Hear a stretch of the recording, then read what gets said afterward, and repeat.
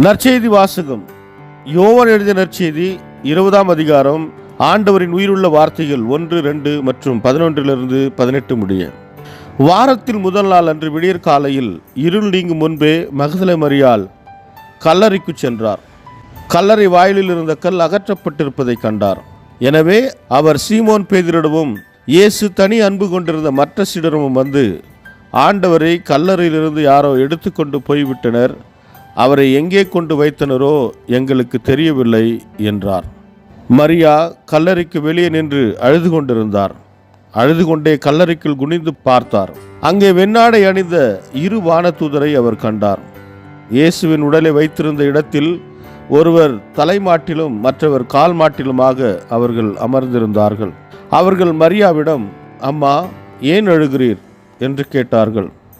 அவர் அவர்களிடம், என் ஆண்டவரை எடுத்துக்கொண்டு போய்விட்டனர், அவரை எங்கே வைத்தனரோ எனக்கு தெரியவில்லை என்றார். இப்படி சொல்லிவிட்டு அவர் திரும்பி பார்த்தபோது இயேசு நிற்பதை கண்டார். ஆனால் அங்கு நிற்பவர் இயேசு என்று அவர் அறிந்து கொள்ளவில்லை. இயேசு அவரிடம், ஏன் அம்மா அழுகிறாய், யாரை தேடுகிறாய் என்று கேட்டார். மரியா அவரை தோட்டக்காரர் என்று நினைத்து அவரிடம், ஐயா, நீர் அவரை தூக்கி கொண்டு போயிருந்தால் எங்கே வைத்தீர் என சொல்லும், நான் அவரை எடுத்து செல்வேன் என்றார். இயேசு அவரிடம், மரியா என்றார். மரியா திரும்பி பார்த்து ரபூனி என்றார். இந்த எபிரேய சொல்லுக்கு போதகரே என்பதன் பொருள்.